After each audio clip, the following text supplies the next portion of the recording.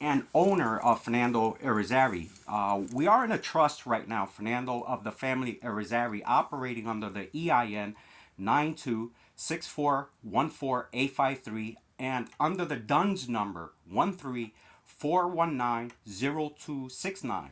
And Fernando of the family Irizarry is under a LLC connected with the UCC lien number 00032699591. So we are entering into a trust. This is a trust, and it is a equitable matter. There is fraud, and I like to address the fraud. The Department of Churches and Family are in contempt. Interrupting. May we bifurcate these matters, please? Because the other siblings matter is on a different track, and it is confidential, and there are parental rights to the other child have been terminated. We are two wholly different matters here, and I'm requesting that they be bifurcated. Perhaps we can deal with Anaya's matter first, Correct. Yep. and then go into the other child's matter. All right. Yes, we'll do that. So Anaya's we'll hear first. Attorney Clark. Attorney Clark was on, and she's not on anymore. She was the one, Your Honor. She did send a text message and raise this issue to me to bring forward, and she said she would log out and then come back in at the appropriate time. Okay, thank you. All right, so we're here regarding the motion to review permanency plan for Anaya. The permanency plan, as I read it, is a suggested transfer of guardianship to biological parents with a concurrent goal of APLA. Attorney Gobbin, I have significant concerns about the feasibility of transfer of guardianship. In order to transfer guardianship, I would have to find the biological parents to be suitable and worthy. The state presented evidence that was proved at trial and upheld in the Connecticut Supreme Court, indicating that the parents had engaged in parenting so egregious that it resulted in the termination of parental rights. How could any court possibly, at this point, without significant evidence of rehabilitation, find that the parents are suitable and worthy? I agree, Your Honor. This case presents a very challenging case. As a general proposition, there are cases where even though a termination of parental rights may have entered, that after time has passed, that those findings can be made. In fact, there is some proposed legislation to provide for that particular scenario, especially in older children. This case has been very challenging for the department. Hearsay and C-say. There's no actual facts or evidence in anything, because everything you guys presented wait. to I'm the hearing court another is all individual lies. speaking who has not been introduced. Who is speaking, please? I'm the mother. Okay. Would you just say your name, please? My name is Jennifer. All right. Thank you. So it's not your turn to speak. I'm not even sure that I need either individual to speak unless, actually, I don't think I need either parent to speak unless they're being asked a question. And at this point, there's no question pending. I believe it was Attorney Gobbin's turn. And from a legal perspective, I should note that neither parent have any standing or any party status to this case at this time. I object.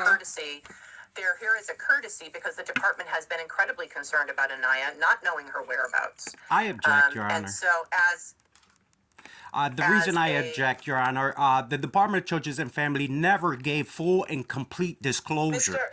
Mr. Irizarry, you are in this hearing as a courtesy. And I will be forced to remove you if you continue to interrupt. All right? I'd just like to challenge jurisdiction. You cannot challenge jurisdiction. You're not a party, sir. Attorney Gobbin. Thank you, Your Honor. This case does present challenges on its face, as Your Honor has appropriately pointed out. We could not ask this court for an APLA plan because an APLA plan requires the department to partner with the youth to create a long-term plan that encompasses post-majority support. Anaya has been AWOL. She has not partnered with the department, so that wasn't a viable plan either. In looking at the totality of the circumstances and trying to create a plan that would be feasible or workable for Anaya, especially given the department's suspicions about where she was, potentially giving her genetic parents some guardianship right seemed the most viable plan for Anaya. There were no other options that would be viable. Hey, Levine? Thank you, Your Honor. I have been able to have virtual home visits, and the family is in agreement with allowing me to come and see the home in person. Obviously, I am under very, very strict guidance from my client to not give the department any information unless I have permission from my client. So I'm not going to be sharing where she lives, any information. I did share a recent physical with the department so that the department can know that she is up to date medically and is getting her needs taken care of that in that regard. There's a huge issue with her insurance. She has Connecticut insurance, but she's in the state of New Jersey. So she hasn't been able to go to mental health services, which she wants to go to.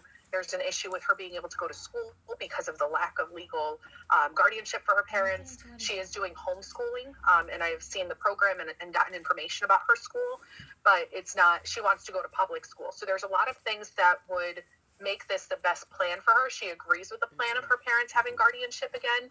This isn't a very different case. My client also shared that she is very certain she wants to stay with her parents. She also wants to be able to get her sister and brother back. And she wants her belongings. So I have worked with the department to try to set up to get her belongings from the foster mother. They've given me the information, and that shouldn't be an issue, and I'll bring it when I go to see the family. But my client is very clear that she wants the department to pay for the traumatic experiences that she had in foster care, and that she wants apologies from the foster parents for how she was treated when she was in foster care. So she is not going to be working with the department, partnering with the department. And my issue from a legal perspective, Your Honor, is that the parents will speak to me, the parents will cooperate with me, but without an ICPC, we can't effectuate a TOG, and without cooperation of the parents and trust between the parents and the department, we're not able to establish the suitable and worthiness that Your Honor would need to find to effectuate a TOG. So there's a lot of complications standing in the way of being able to make this legally viable.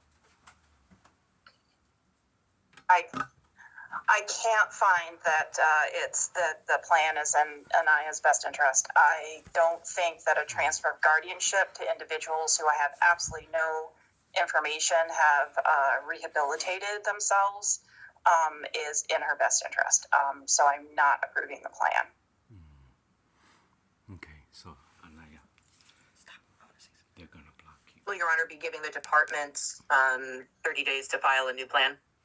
I will, and I can Thank you, Your also make findings that the department has engaged in reasonable efforts to achieve the previous permanency plan.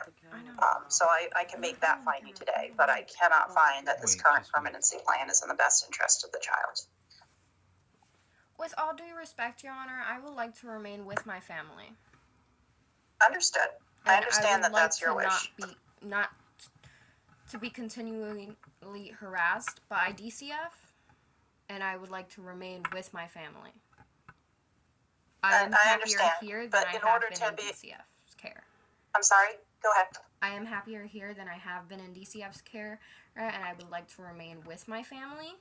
Yeah, DCF never took care of me, and even when I was in DCF, I was always emotionally and physically and mentally abused by my foster parents and by DCF itself. So I would like to remain with my family.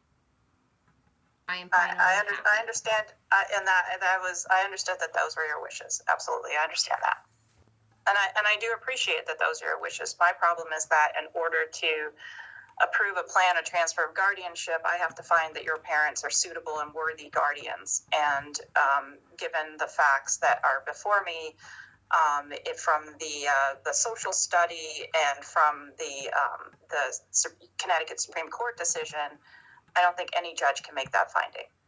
I'm not ordering you, that's my difficulty here, and that's why I can't approve the plan. That's nothing to do, I'm not making any statement for or against DCF by this. And if I may be heard briefly, Your Honor, when Yes, it's go time is appropriate. Attorney Levine raises some very important issues that Anaya is going to have challenges with securing medical treatment, with securing mental health treatment, with securing the public education that she desires because of the issues that are raised. And the Department of Children and Families is precluded from assisting in any way without some cooperation and without some communication. We can receive this information and attempt to make some provisions short of coming and trying to remove Anaya from that home. And so I'm just renewing the request on behalf of the department to have open lines of communication. There seems to be a good working relationship with Attorney Levine. I know Attorney Levine would be willing, as long as she was directed by her client, to do so, to be able to be able to provide the department with information as a conduit. We're willing to come to the table and work in a cooperative manner in whatever way we can to assist Anaya. Yeah, so I think I mean, Attorney Levine sounds like a good conduit of information. If there's some way of using Attorney Levine as a conduit to get Anaya health insurance and to get her into school, short of removing her from her family, that seems like a decent compromise. I mean, I understand the department's difficulty that you have a child that's committed to your custody who is not in your custody or control. So I don't know what but it's also it would be better for Anaya if she could be enrolled in public schools and she could get health insurance. So I don't know And the Your solution to that problem, but Your attorney talk.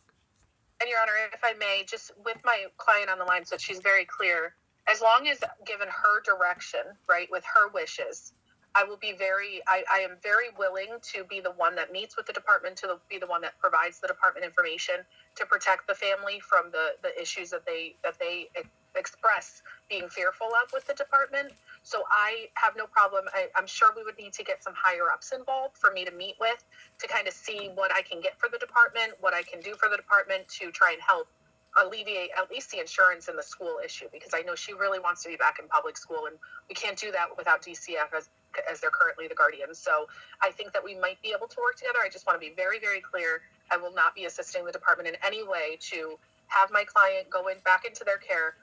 And I also will not provide information that my client doesn't allow. And I have informed my client that if DCF does show up, she does not need to go with them. So as long as that is very clear, I will do anything that I can in my power to help get her issues resolved. yeah, maybe the first step, Attorney Levine, is to meet with the department and see what information they would need, and then without giving any information that you haven't been authorized to give, obviously, and then bring that back to Anaya so that she can consider what the department would need and whether or not she would agree. I will do that, Your Honor. And we have met, the department and myself have met prior. I met with the supervisor, James Carone, to try and start figuring things out, but we were having a hard part with the legal piece. So we'll meet again, and maybe I'll ask Attorney Govin to join to try and help me think this through. And to be just in the spirit of true transparency, Your Honor, I don't know if there's anything that can be done, because Anaya, the department is the statutory parent of Anaya, and there's no legal authority to be Anaya residing, to have Anaya reside where she is, and her parents have no guardianship interest whatsoever. And so we can certainly put our heads together and think outside of the box, but I'm not optimistic that this is something we will be able ultimately to accomplish. We are willing to try, though. Yeah, and that's all I can ask, is that willing to try. I mean, if there's a legal barrier that can't be overcome, that's there's nothing to be done. But creative thinking could potentially solve things. Stranger things have happened. So as long as everyone's willing to try and willing to think creatively, that's all I ask. Just so that the record is clear here, I'm going to mark the social study dated 10/11/24 as an exhibit, which supports the court's determination here. So I'll mark that as Exhibit A. Thank you. Is there anything else in this case?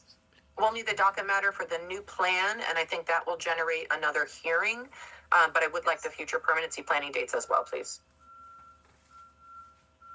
I will say one thing, if DCF does try to forcefully remove me from my parents' care, I will sue.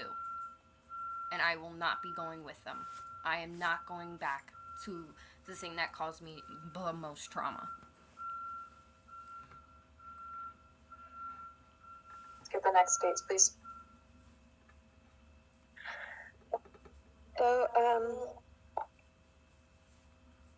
1 month docket matter for filing of a new plan would be January 15th.